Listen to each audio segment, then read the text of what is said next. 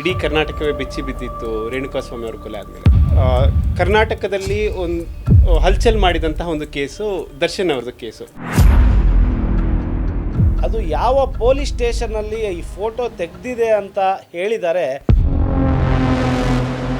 ಯಾವುದಾದ್ರೂ ಒಂದು ವ್ಯಕ್ತಿ ನ್ಯಾಯಾಲಯದ ಮುಂದೆ ಫ್ಯಾಬ್ರಿಕೇಟೆಡ್ ಡಾಕ್ಯುಮೆಂಟ್ಸ್ ಕೊಟ್ಟಾಗ, ಫೋರ್ಜರಿ ಡಾಕ್ಯುಮೆಂಟ್ಸ್ ಕೊಟ್ಟಾಗ, ಆ ಸಾಕ್ಷಿ ನೀಡಿರುವಂಥ ಒಂದು ವ್ಯಕ್ತಿಯನ್ನು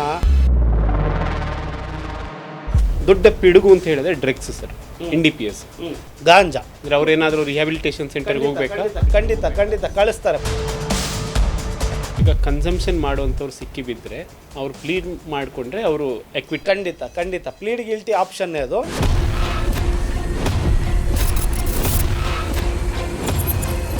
ವೀಕ್ಷಕರೇ ನಮಸ್ಕಾರ, ಇನ್ಸೈಟ್ ರಶ್ನ ವಿಶೇಷ ಸಂದರ್ಶನಕ್ಕೆ ಸ್ವಾಗತ. ನಮ್ಮ ಜೊತೆ ಇವತ್ತೊಬ್ಬರು ವಿಶೇಷವಾದಂತಹ ಅತಿಥಿ ಇದ್ದಾರೆ. ಖ್ಯಾತ ನ್ಯಾಯವಾದಿಗಳು ಶ್ರೀ ನರೇಶ್ ಸಂತೋಷ್ ಅವರು. ಸರ್, ಕಾರ್ಯಕ್ರಮಕ್ಕೆ ಸ್ವಾಗತ. ಸರ್, ನಿಮ್ಮ ಹತ್ರ ಬಹಳಷ್ಟು ಕೇಸ್ಗಳ ಬಗ್ಗೆ ಮಾತಾಡುವಂಥದ್ದಿದೆ. ಆದರೆ ಇವತ್ತಿನ ಪ್ರಚಲಿತದಲ್ಲಿ ಒಂದು ಅಚ್ಚರಿಯಾದಂತಹ ಒಂದು ಬೆಳವಣಿಗೆ ಇದೆ. ಕರ್ನಾಟಕದಲ್ಲಿ ಒಂದು ಹಲ್ಚಲ್ ಮಾಡಿದಂತಹ ಒಂದು ಕೇಸು ದರ್ಶನ್ ಅವ್ರದ್ದು ಕೇಸು. ಇಡೀ ಕರ್ನಾಟಕವೇ ಬೆಚ್ಚಿ ಬಿದ್ದಿತ್ತು ರೇಣುಕಾಸ್ವಾಮಿ ಅವ್ರ ಕೊಲೆ ಆದಮೇಲೆ. ಸರ್, ಒಂದು ಸಣ್ಣ ಡೆವಲಪ್ಮೆಂಟ್ ಆಗಿದೆ. ಇದರಲ್ಲಿ ಏನು ಪೊಲೀಸ್ ಅವರೇ ಅಕ್ಯೂಸ್ಡ್ ಅಂತ ಹೇಳೋ ಒಂದು ಫಾರ್ಮ್ ಸಬ್ಮಿಷನ್ ಆಗುತ್ತೆ. ಆ್ಯಕ್ಚುಲಿ ಏನು ಸರ್ ಅದು? ಈಗ ದರ್ಶನ್ ಕೇಸ್ಗೆ ಸಂಬಂಧಪಟ್ಟಂತೆ ನ್ಯಾಯಾಲಯ ವಿಚಾರಣೆ ಪ್ರಾರಂಭ ಮಾಡಿದೆ. ವಿಚಾರಣೆ ಹಂತದಲ್ಲಿ ಪೊಲೀಸ್ನವರು ಸಬ್ಮಿಟ್ ಮಾಡಿರುವಂಥ ದಾಖಲೆಗಳ ಆಧಾರದ ಮೇಲೆ ವಿಚಾರಣೆ ಪ್ರಾರಂಭ ಆಗಿದೆ.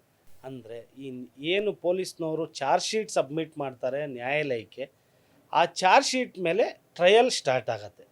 ಆ ಆಧಾರದ ಮೇಲೆ ಟ್ರಯಲ್ ಪ್ರಾರಂಭ ಆದಾಗ ಈ ದರ್ಶನ್ ಪರವಾಗಿರುವಂಥ ವಕೀಲರಿಗೆ ಒಂದು ಅಚ್ಚರಿಯ ಸಂಗತಿ ಮೇಲ್ನೋಟಕ್ಕೆ ಗೋಚರಿಸಿದ್ದು. ಅದೇನೆಂದರೆ, ಒಂದು ಮಾಜರ್ ಫೋಟೋವನ್ನು ನ್ಯಾಯಾಲಯದಲ್ಲಿ ಪೊಲೀಸ್ನವರು ತಮ್ಮ ಚಾರ್ಜ್ ಶೀಟಿನೊಂದಿಗೆ ಸಬ್ಮಿಟ್ ಮಾಡಿದ್ದು. ಅದು ಯಾವ ಪೊಲೀಸ್ ಸ್ಟೇಷನ್ನಲ್ಲಿ ಈ ಫೋಟೋ ತೆಗೆದಿದೆ ಅಂತ ಹೇಳಿದರೆ, ಆ ಪೊಲೀಸ್ ಸ್ಟೇಷನ್ದು ಆ ಫೋಟೋ ಅಲ್ಲ ಅಂತ ದರ್ಶನ್ ಪರವಾಗಿ ವಕೀಲರು ಆರೋಪ.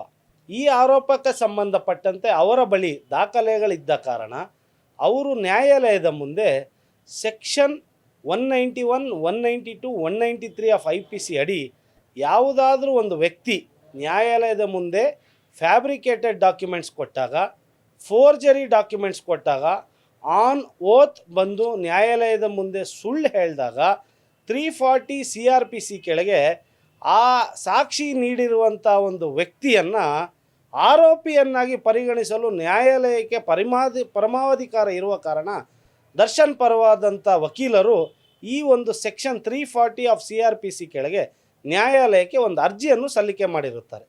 ಆ ಅರ್ಜಿಯ ಸಾರಾಂಶವೇನೆಂದರೆ, ಈಗ ಏನು ನ್ಯಾಯಾಲಯದಲ್ಲಿ ಸಲ್ಲಿಕೆ ಆಗಿದೆ charge sheet along with all documents, ಈ ಡಾಕ್ಯುಮೆಂಟ್ಸು ಫ್ಯಾಬ್ರಿಕೇಟೆಡ್ ಡಾಕ್ಯುಮೆಂಟ್ಸು. ಯಾವುದೇ ರೀತಿ ಅಲ್ಲಿ ತಿಳಿಸಿರುವಂಥ, ಅಲ್ಲಿ ನಡೆದಿರುವಂಥ ಸಂಗತಿಗಳು ಆ ಫೋಟೋದಲ್ಲಿ ಇಲ್ಲ.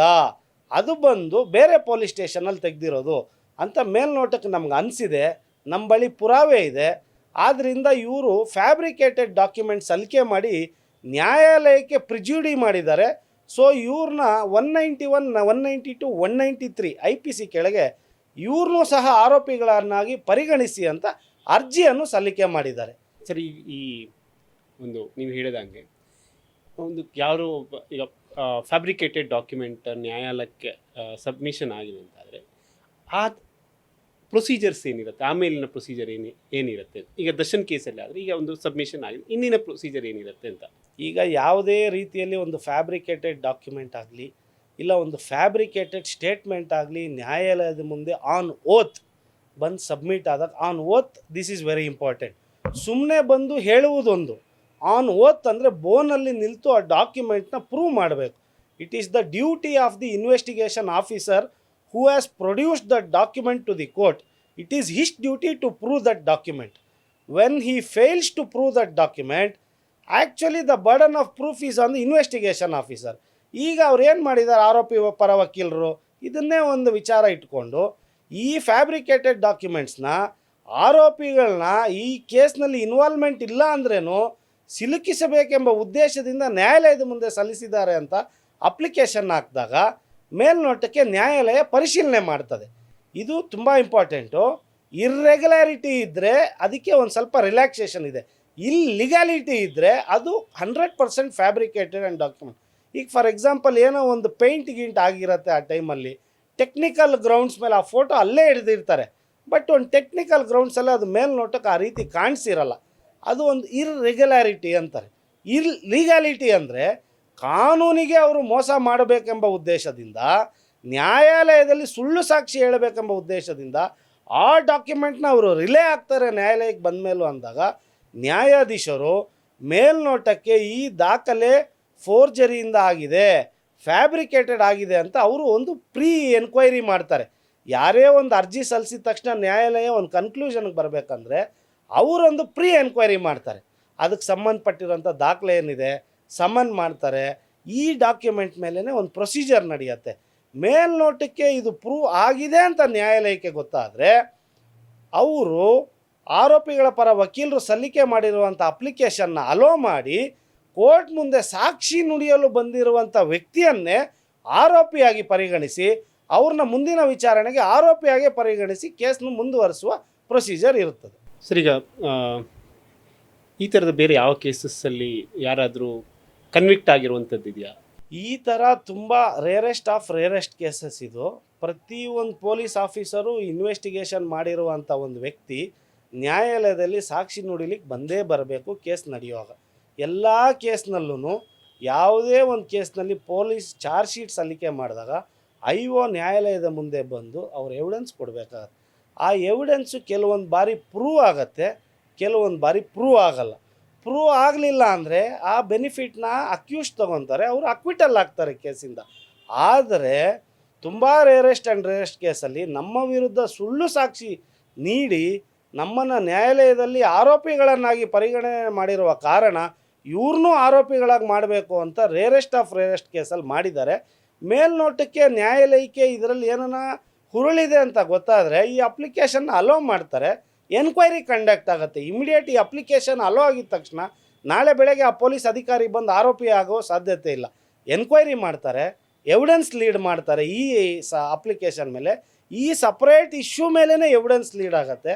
ಆ ಎವಿಡೆನ್ಸ್ನ ಪ್ರೂವ್ ಮಾಡೋದು, ಡಿಸ್ಪ್ರೂವ್ ಮಾಡೋದು ಪ್ರಾಸಿಕ್ಯೂಷನ್ನು ಆರೋಪಿಗಳ ಪರ ವಕೀಲರು ಮಾಡಿ, ಆಮೇಲೆ ಈ ವ್ಯಕ್ತಿ ನ್ಯಾಯಾಲಯಕ್ಕೆ ಪ್ರಿಜುಡಿ ಮಾಡಿದಾನಾ ಇಲ್ವಾ, ಇದು ಫ್ಯಾಬ್ರಿಕೇಟೆಡ್ ಡಾಕ್ಯುಮೆಂಟಾ ಅಲ್ವಾ, ಇಲ್ಲಿಗಾಲಿಟಿಯಿಂದ ಕೂಡಿರುವಂಥ ಡಾಕ್ಯುಮೆಂಟಾ, ರೆಗ್ಯುಲಾರಿಟಿಯಿಂದ ಕೂಡಿರುವಂಥ ಡಾಕ್ಯುಮೆಂಟಾ, ಕಣ್ತಪ್ಪಿನಿಂದ ಆಗಿರುವಂಥ ಡಾಕ್ಯುಮೆಂಟಾ ಅಂತ ನ್ಯಾಯಾಲಯ ಪರಿಗಣಿಸಿ ನ್ಯಾಯಾಧೀಶರು ಈ ವ್ಯಕ್ತಿನ ಆರೋಪಿಯಾಗಿ ಮಾಡುವಂಥ ಸಾಧ್ಯತೆ ತುಂಬ ಕಮ್ಮಿ ಇದೆ. ಸರ್, ಇವಾಗ ಇನ್ನೊಂದು ಬೆಂಗಳೂರು ಇರ್ಬೋದು, ಕರ್ನಾಟಕದಲ್ಲಿ ಪ್ರಚಲಿತದಲ್ಲಿರುವಂಥ ಅಥವಾ ದೊಡ್ಡ ಪಿಡುಗು ಅಂತ ಹೇಳಿದ್ರೆ ಡ್ರಗ್ಸ್ ಸರ್, NDPS. ಸರ್, ಈ NDPS ಕೇಸಸ್ಸನ್ನು ಹೆಂಗೆ ಟ್ರ್ಯಾಕ್ ಆಗುತ್ತೆ? ಈಗ ನ್ಯಾಯಾಲಯಗಳು ಇದನ್ನು ಯಾವ ರೀತಿ ಪರಿಗಣನೆಗೆ ತಗೊಳ್ಳುತ್ತವೆ ಅಂತ? ಸರ್, ಈ NDPS ಅನ್ನೋದೇ ಒಂದು ಸ್ಪೆಷಲ್ ಕೋರ್ಟ್ ಇದೆ. ಮಾಮೂಲಿ ಕೋರ್ಟಲ್ಲಿ ಈ ಕೇಸಸ್ನ ಟ್ರೈ ಮಾಡಲ್ಲ. ಇದಕ್ಕೆ ಅಂತ ಸ್ಪೆಷಲ್ ಕೋರ್ಟ್ ಇದೆ. ಬೆಂಗಳೂರು ಆದ್ಯಂತ ಯಾವುದೇ ಪೊಲೀಸ್ ಸ್ಟೇಷನ್ನಲ್ಲೂ ಪ್ರಕರಣ ದಾಖಲಾದ್ರೂ ಸಹ ಒಂದೇ ಸ್ಪೆಷಲ್ ಕೋರ್ಟ್ಗೆ ಬರುತ್ತೆ. ಇದು ಮುಂಚೆ ಇಡೀ ಬೆಂಗಳೂರಿಗೆ ಒಂದೇ ಒಂದು ಸ್ಪೆಷಲ್ ಕೋರ್ಟ್ ಇತ್ತು. ಈಗ NDPS ಪ್ರಕರಣಗಳು ಹೆಚ್ಚಾಗ್ತಿರುವ ಕಾರಣ 3 ಸ್ಪೆಷಲ್ ಕೋರ್ಟ್ನ ಮಾಡಿದ್ದಾರೆ. ಈ NDPS ಕೇಸಸ್ ಟ್ರ್ಯಾಕ್ ಆಗುವ ರೀತಿ ಹೇಗೆ ಅಂದರೆ, ಈ NDPS ಅಲ್ಲಿ ವಿಧವಾದ ರೀತಿಯಲ್ಲಿ ಡ್ರಗ್ಸ್ ಇದೆ. ಡ್ರಗ್ಸ್ ಅಂದಿದ್ದು ಸಿಂಥೆಟಿಕ್ ಡ್ರಗ್ಸ್ ಬರುತ್ತೆ, ಗಾಂಜಾ ಬರುತ್ತೆ. ಆ ಸಿಂಥೆಟಿಕ್ ಡ್ರಗ್ಸಲ್ಲಿ ಹೆವಿ ಸಿಂಥೆಟಿಕ್ ಬರುತ್ತೆ, ಲೈಟ್ ಸಿಂಥೆಟಿಕ್ ಬರುತ್ತೆ. ಈ ಸಿಂಥೆಟಿಕ್ ಡ್ರಗ್ ಅನ್ನೋದು ಎಲ್ಲಿ ಮ್ಯಾನುಫ್ಯಾಕ್ಚರ್ ಆಗುತ್ತೆ, ಎಲ್ಲಿ ಯೂಸ್ ಮಾಡ್ತಾರೆ, ಎಲ್ಲಿ ಇದನ್ನೇನು ಮಾಡ್ತಾರೆ ಅನ್ನೋದು ಪೊಲೀಸ್ನವ್ರಿಗೆ ಮಾಹಿತಿ ಈಗೀಗ ಅದ್ರ ಹಿಂದೆ ಹೋದಾಗ ಬೀಳ್ತದೆ. ಮುಂಚೆಯಿಂದ NDPS ಕೇಸ್ ಅಂದರೆ ಗಾಂಜಾ ಮಾರುವಂಥ ವ್ಯಕ್ತಿ, ಗಾಂಜಾ ಸೇದುವಂಥ ವ್ಯಕ್ತಿ, ಗಾಂಜಾವನ್ನು ಬೆಳೆಯುವಂಥ ವ್ಯಕ್ತಿಗೆ ಮಾತ್ರ NDPS ಅಡಿಯಲ್ಲಿ ಪ್ರಕರಣ ದಾಖಲು ಮಾಡ್ತಾಯಿದ್ರು. ಈಗ ನಡೀತಿರುವಂಥ ವಿಶೇಷ ಪ್ರಕರಣದಲ್ಲಿ ಯಾರು ಈ ಸೆಲೆಬ್ರಿಟೀಸ್ ಇದ್ದಾರೆ, ಹೈಫೈ ಪಾರ್ಟೀಸ್ ಮಾಡ್ತಾರೆ, ದೊಡ್ಡ ವ್ಯಕ್ತಿಗಳ ಮಕ್ಕಳೇನಿರ್ತಾರೆ, ಇವರೆಲ್ಲ ಬಂದು ಈ ಸಿಂಥೆಟಿಕ್ ಡ್ರಗ್ಸನ್ನು ಉಪಯೋಗಿಸುವ ಪ್ರವೃತ್ತಿ ಜಾಸ್ತಿ ಆದ ನಂತರ ಈ NDPS ಸಿಂಥೆಟಿಕ್ ಡ್ರಗ್ಸ್ ಕೇಸುಗಳು ಜಾಸ್ತಿ ಆಗ್ತಾಯಿದೆ. ಹೇಗೆ ಯೂಸ್ ಮಾಡೋರು ಜಾಸ್ತಿ ಆಗ್ತಾರೋ ಹಾಗೆ ಮಾರಾಟ ಮಾಡೋರು ಜಾಸ್ತಿ ಆಗ್ತಾರೆ. ಮುಂಚೆ ಇದನ್ನು 100ರಲ್ಲಿ ಒಬ್ಬ ಯೂಸ್ ಮಾಡ್ತಾಯಿದ್ದ, ಈಗ ಇದು ಹೋಗ್ತಾ ಹೋಗ್ತಾ ಹೋಗ್ತಾ ಯಾವ ರೀತಿ ಆಗಿದೆ ಅಂದರೆ ಕಾಳಸಂತೆಯಲ್ಲಿ ಪ್ರತಿಯೊಬ್ಬನಿಗೂ ಸಿಗೋ ರೀತಿಯಲ್ಲಿ ಆಗಿದೆ. ಮುಂಚೆ ಇದು ಯಾರ ದೊಡ್ಡ ದೊಡ್ಡ ಫಾರಿನಿಂದನೇ ಬರಬೇಕಾಗಿತ್ತು ಒಂದು ಅದು ಕೆಮಿಸ್ಟ್ರಿ. ಈಗ ಇಲ್ಲೇ ರೆಡಿಯಾಗಿ ಇಲ್ಲೇ ತಯಾರು ಮಾಡಿ ಇಲ್ಲೇ ಪ್ರತಿಯೊಬ್ಬರಿಗೂ ವ್ಯವಸ್ಥಿತವಾಗಿ ಜಾಲ ಹರಡುತ್ತೆ. ಸರ್, ಇವಾಗ NDPS ಕೇಸಸ್ ಪ್ರೊಸೀಡಿಂಗ್ಸ್ ಹೇಗಿರುತ್ತೆ ಅಂತ, ಈಗ ಯಾರೋ ಒಬ್ಬರನ್ನ ಪೊಲೀಸ್ ಅರೆಸ್ಟ್ ಮಾಡ್ತಾರೆ, ಯಾವುದೋ ಡ್ರಗ್ ಕೇಸಲ್ಲಿದ್ದರೆ ಯಾವುದೊಬ್ಬರು ಇದಾಗತ್ತೆ. ಇಲ್ಲಿ ಎರಡು ರೀತಿ ಇರುತ್ತಲ್ಲ ಸರ್, ಒಂದು ಯಾರು ಮಾರಾಟ ಮಾಡೋದಕ್ಕೊಂದು ಕನ್ಸಂಪ್ಷನ್ ಮಾಡೋದಕ್ಕೆ, ಈ ಎರಡರಲ್ಲಿ ಯಾವ ರೀತಿ ಕನ್ಸಿಡರ್ ಆಗುತ್ತೆ ಅಂತ. ಸರ್, ಈಗ ಮಾರಾಟ ಅಂತ ವಿಚಾರ ಬಂದಾಗ, ಈ ಸಿಂಥೆಟಿಕ್ ಡ್ರಗ್ ವಿಚಾರಕ್ಕೆ ಬಂದಾಗ 99% ಹೊರ ರಾಜ್ಯದವರೇ ಈ ಸಿಂಥೆಟಿಕ್ ಡ್ರಗ್ ವ್ಯವಹಾರದಲ್ಲಿ ಇರೋದು. ಇಲ್ಲಿನವರು ಯಾರು ಅದನ್ನು ಮಾರಾಟ ಮಾಡುವುದಾಗಲಿ ಈ ಇದರಲ್ಲಿಲ್ಲ. ಈ ನೈಜೀರಿಯನ್ಸ್ ಏನಿದ್ದಾರೆ ನಾನಾ ಕಾರಣಗಳ ಮೇಲೆ ವೀಸಾ ತಗೊಂಡು ಬರ್ತಾರೆ. ಸ್ಟಡಿ ವೀಸಾ ಆಗಿರ್ಬೋದು, ಬಿಸ್ನೆಸ್ ವೀಸಾ ಆಗಿರ್ಬೋದು, ಹೆಲ್ತ್ ವೀಸಾ ಆಗಿರ್ಬೋದು. ಇವ್ರಿಗೆ 1 ವರ್ಷಕ್ಕೆ ಈ ವೀಸಾ ಕೊಟ್ಟಿರ್ತಾರೆ. ಇವರೆಲ್ಲ ಏನು ಮಾಡ್ತಾಯಿದ್ದಾರೆ ಈಗ ಅಂದರೆ, ಬಂದಿದ್ದ ತಕ್ಷಣ 10 ತಿಂಗಳು 11 ತಿಂಗಳು ಯಾವುದೇ ಇಲ್ಲಿಗಲ್ ಆ್ಯಕ್ಟಿವಿಟೀಸಲ್ಲಿ ಭಾಗವಹಿಸೋದಿಲ್ಲ. 1 ವರ್ಷಕ್ಕೆ ಅವನ ಕಾನೂನು ಪ್ರಕಾರ ಈ ದೇಶ ಬಿಟ್ಟು ಇನ್ನೊಂದು ದೇಶಕ್ಕೆ ಹೋಗಬೇಕು. 11ನೇ ತಿಂಗಳಲ್ಲಿ ಬೇಕು ಅಂತಲೇ ಒಂದು NDPS ಕೇಸಲ್ಲಿ ಸಿಗಾಕೊಂಡು ಜೈಲಿಗೆ ಹೋಗಿದ ತಕ್ಷಣ ಫಸ್ಟ್ ಅವನದು ಆಗೋ ಕೆಲಸನೇ ಅವ್ನ ಪಾಸ್ಪೋರ್ಟ್ ಸರೆಂಡರ್ ಕೊಡು. ಈ ಕೇಸ್ ಟ್ರಯಲ್ ಮುಗಿಯೋ ತನಕ ಅವನು ಇದೇ ದೇಶದಲ್ಲಿ ಲೀಗಲಾಗಿ ಉಳ್ಕೊಬೋದು. ಅವನ್ನ ಎಕ್ಸೈಲ್ ಮಾಡೋಕ್ಕೂ ಆಗಲ್ಲ, ಅವನು ಇಲ್ಲೀಗಲ್ ವೀಸಾಲಿದ್ದಾನೆ ಅಂತಲೂ ಹೇಳೋಕ್ಕಾಗಲ್ಲ. ಠಾಣೆಯಲ್ಲಿ ಪ್ರಕರಣ ದಾಖಲಾಗಿದೆ, ನ್ಯಾಯಾಲಯದಲ್ಲಿ ವಿಚಾರಣೆ ನಡೀತಾ ಇದೆ, ಅವನು ಈ ದೇಶ ಬಿಟ್ಟು ಹೋಗುವಾಗಿಲ್ಲ. ಅದು ಈ ದೇಶದ ಕಾನೂನು. ಇವರು ಬಂದಿದ್ದ ತಕ್ಷಣ ಏನು ಮಾಡ್ತಾರೆ, ಇನ್ನೊಂದು ಕೇಸ್ ಮುಗಿತಾ ಇದೆ ಅನ್ನೋವಾಗ ಇನ್ನೊಂದು ಕೇಸಲ್ಲಿ ತೊಡಗ್ತಾನೆ. ಈ ನೈಜೀರಿಯನ್ಸಿಂದನೇ ಈ ಸಿಂಥೆಟಿಕ್ ಡ್ರಗ್ಗು ಮಾರಾಟ ಆಗ್ತಾ ಇರೋದು. ಈ ಸಿಂಥೆಟಿಕ್ ಡ್ರಗ್ನ ಇಲ್ಲಿ ಉಪಯೋಗ ಮಾಡುತ್ತಿರುವಂಥ ಜನ ಬಂದು ಎಲ್ಲರೂ ಹೈಫೈ ಜನಗಳು. ಯಾವುದೇ ಒಂದು ಪ್ರಕರಣದಲ್ಲಿ ಒಂದು ಪೆಡ್ಲರ್ ಅಂದರೆ, ಈಗ ಯಾರು ಮಾರ್ತಾನೆ ಅವನ್ನ ಪೆಡ್ಲರ್ ಅಂತ ಕರೀತಾರೆ. ಅವನ್ನ ಪೊಲೀಸ್ ಹಿಡಿತಾ ಇದ್ದಾರೆ ಅಂದರೆ ಒಂದು ಫಸ್ಟ್ ಇನ್ಫಾರ್ಮೇಷನ್ ರಿಪೋರ್ಟ್ ಅವನಿಗೆ ಸಿಕ್ಕಿರುತ್ತೆ. ಅದು ಸಿಗುವುದೇ ಯಾರೊಬ್ಬ ಯೂಸ್ ಮಾಡ್ತಾ ಇದ್ದಾನೆ ಅವನಿಂದಾನೆ. ಯಾವ ಒಂದು ಕೇಸಲ್ಲೂ ಯಾರು ಇವನು ಫಸ್ಟ್ ಮೂಲ ಹಿಡ್ಕೊಂಡಿರ್ತಾರೆ ಅವನ್ನ ಬಿಟ್ಬಿಟ್ಟಿರ್ತಾರೆ ಪೊಲೀಸ್. ಸರ್, ಈಗ ಇದರ ಲೀಗಲ್ ಪ್ರೊಸೀಡಿಂಗ್ಸ್ ಹೇಗಿರುತ್ತೆ? ಈ ಲೀಗಲ್ ಪ್ರೊಸೀಡಿಂಗ್ಸ್ ಒಂದ್ಸಲಿ ಅವ್ರನ್ನ ಅರೆಸ್ಟ್ ಮಾಡಿದ ತಕ್ಷಣ ಒಂದು ಗೆಜಿಟೆಡ್ ಆಫೀಸರ್ ಮುಂದೆನೇ ಅವ್ರನ್ನ ಸರ್ಚ್ ಆ್ಯಂಡ್ ಸೀಸರ್ ಆಗಬೇಕು. ಬೇರೆ ಕೇಸ್ಗೂ NDPS ಕೇಸ್ಗೂ ತುಂಬ ವ್ಯತ್ಯಾಸಗಳಿದೆ. ಮಾಮೂಲಿ ಕೇಸಲ್ಲಿ ಒಂದು law and order case, IPC ಕೇಸಲ್ಲಿ ಒಂದು ವ್ಯಕ್ತಿನ ಅರೆಸ್ಟ್ ಮಾಡಿದಾಗ ಮೆಡಿಕಲ್ ರಿಪೋರ್ಟ್ ಮಾಡ್ತಾರೆ, ನ್ಯಾಯಾಧೀಶರ ಮನೆಗೆ ಪ್ರೊಡ್ಯೂಸ್ ಮಾಡ್ತಾರೆ, ಅವಶ್ಯಕತೆ ಇದೆ ಕಸ್ಟಡಿಗೆ ತೊಗೊತಾರೆ, ಇಲ್ಲಾಂದರೆ ಜುಡಿಷಿಯಲ್ ಕಸ್ಟಡಿಗೆ ಕಳಿಸ್ತಾರೆ. ಬಟ್ ಈ NDPS ಕೇಸಲ್ಲಿ if you want to search him accused, ಅವನ ಹತ್ರ ಏನಿದೆ ಅಂತ ನೀವು ಸರ್ಚ್ ಮಾಡಬೇಕಂದ್ರೆ the search and seizure should be made in front of a gazetted officer. Gazetted officer ಇಲ್ದಿರ ಅವರು ಸರ್ಚು ಮಾಡೋಂಗಿಲ್ಲ, ಸೀಸರು ಮಾಡೋಂಗಿಲ್ಲ, as per section 35 of NDPS act. So ಇದನ್ನೇನು ಮಾಡ್ತಾರೆ, ಯಾವಾಗೂ ಪೊಲೀಸರು ಗೆಜೆಟೆಡ್ ಆಫೀಸರ್ ಅಂದಿದ ತಕ್ಷಣ ACP ರ್ಯಾಂಕಿನ ಒಂದು ಅಧಿಕಾರಿ ಮುಂದೆ ನಾವು ಇವ್ರನ್ನ ಅಂಗ ತಪಾಸಣೆ ಮಾಡಿದೆವು, ಆ ಸಮಯದಲ್ಲಿ ಇವರ ಬಳಿ ಇಷ್ಟು ಸಿಂಥೆಟಿಕ್ ಡ್ರಗ್ ಸಿಕ್ತು, ಇಷ್ಟು ಗ್ರಾಮ್ ಇದು ಸಿಕ್ತು ಅಂತ ಕೇಸ್ ಫೈಲ್ ಮಾಡ್ತಾರೆ. ಅದು ನ್ಯಾಯಾಲಯದಲ್ಲಿ ಪ್ರೂವ್ ಆಗುವ ಟೈಮಲ್ಲಿ ಪ್ರತಿಯೊಂದು ಆರೋಪಿಯೂ ತಗೊಳ್ಳುವಂಥ ಡಿಫೆನ್ಸ್ ಏನಂದರೆ, ಗೆಜೆಟೆಡ್ ಆಫೀಸರ್ ಅಂದರೆ ಪೊಲೀಸ್ ಡಿಪಾರ್ಟ್ಮೆಂಟ್ ಬಿಟ್ಟು ತುಂಬ ಡಿಪಾರ್ಟ್ಮೆಂಟ್ ಇತ್ತು, ಆ ಅಧಿಕಾರಿ ಮುಂದೆ ಇವರು ಅಂಗಶೋಧನೆ ಮಾಡಬೇಕಾಗಿತ್ತು. ನಿಮ್ಮ ಇಲಾಖೆಯಲ್ಲಿಯೇ ನಿಮ್ಮ ಮೇಲಧಿಕಾರಿ ಮುಂದೆಯೇ ಇನ್ವೆಸ್ಟಿಗೇಷನ್ ಮಾಡುವಂಥ ಏನು ಪ್ರಮೇಯ ಇತ್ತು ಅಂತ ಟೆಕ್ನಿಕಲ್ ಗ್ರೌಂಡ್ಸ್ ಮೇಲೆ ಯಾವುದೇ ಒಂದು NDPS ಕೇಸ್ ಆಗಲಿ, ಇವತ್ತು 100 ಕೇಸ್ ಫೈಲ್ ಆಗಿದೆ ಅಂದರೆ ಅದರಲ್ಲಿ ಕನ್ವಿಕ್ಷನ್ ರೇಟ್ 2% ಇದೆ. ಈ 98% ಆಫ್ ದ ಅಕ್ಯೂಸ್ಡ್ ಎಲ್ಲ ಅಕ್ವಿಟಲ್ ಆಗ್ತಾ ಇದ್ದಾರೆ. ಯಾಕೆ ಅಂದರೆ ನ್ಯಾಯಾಲಯದಲ್ಲಿ ಸಾಕ್ಷಿ ವಿಚಾರಣೆ ನಡೆಯುವ ಸಂದರ್ಭದಲ್ಲಿ ಇಂಡಿಪೆಂಡೆಂಟ್ ವಿಟ್ನೆಸ್ ಅಂತ ಇರ್ತಾರೆ, ಮಾಜರಲ್ಲಿ ಸೈನ್ ಮಾಡಿರ್ತಾರೆ. He is A independent witness. Police witness ಯಾವತ್ತು ಪೊಲೀಸ್ ಪರವಾಗಿ ಹೇಳ್ತಾರೆ. ಈ ಇಂಡಿಪೆಂಡೆಂಟ್ ವಿಟ್ನೆಸ್ ಏನಿರ್ತಾರೆ, ಮಾಜರ್, ಐ ವಿಟ್ನೆಸ್, ಇವರು ನ್ಯಾಯಾಲಯದಲ್ಲಿ ಬಂದು ಪೊಲೀಸಿನವರ ಪರವಾಗಿ ಅಂದರೆ ಈ ಪ್ರಾಸಿಕ್ಯೂಷನ್ ಪರವಾಗಿ ಸಾಕ್ಷಿ ಕೊಟ್ಟಾಗ ಮಾತ್ರ ಆರೋಪಿಗಳಿಗೆ ಪನಿಷ್ಮೆಂಟ್ ಆಗುವ ಸಾಧ್ಯತೆ ಜಾಸ್ತಿ ಇರುತ್ತದೆ.